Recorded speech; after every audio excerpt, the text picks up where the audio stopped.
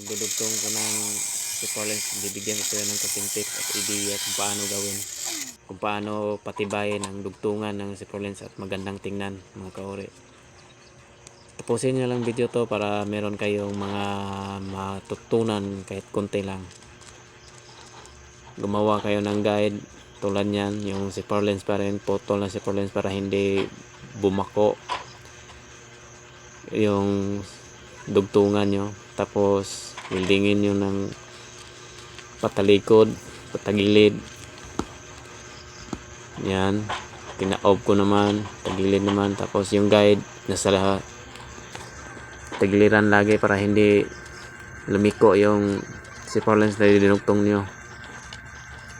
Tapos pag meron na kayong dinugtong, pwede nyo nang i-open yung gitna, gamamit kayo ng pliers, pwede kaya martilyo tulad ng ginawa ko. Idikdikin mo lang para masalpak yung, para salpak mo na super lens pa rin yan. Kaputol yan ang ginagamit ko ngayon. Yan, tingnan yung ginagawa ko. Ganyan ako magdugtong ng super lens mga guys, kasi gusto ko sa akin trabaho yung napakatibay lang, quality. Kahit na nagmamadali ka, yan pa rin ang gawin mo. Pag nasanayan mo yan, simple mo na lang yan gawin guys.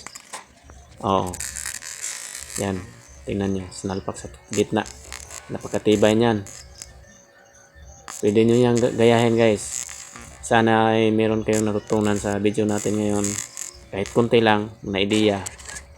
Sana ay meron kayong nakuhang konting ideya kung paano patibayin ang dugtong ng inyong super lens, hindi yung madali lang masira tapos marami pong butas. Yan, walang butas yan guys. 11 yung gamit kong na rod para mas makapit talaga.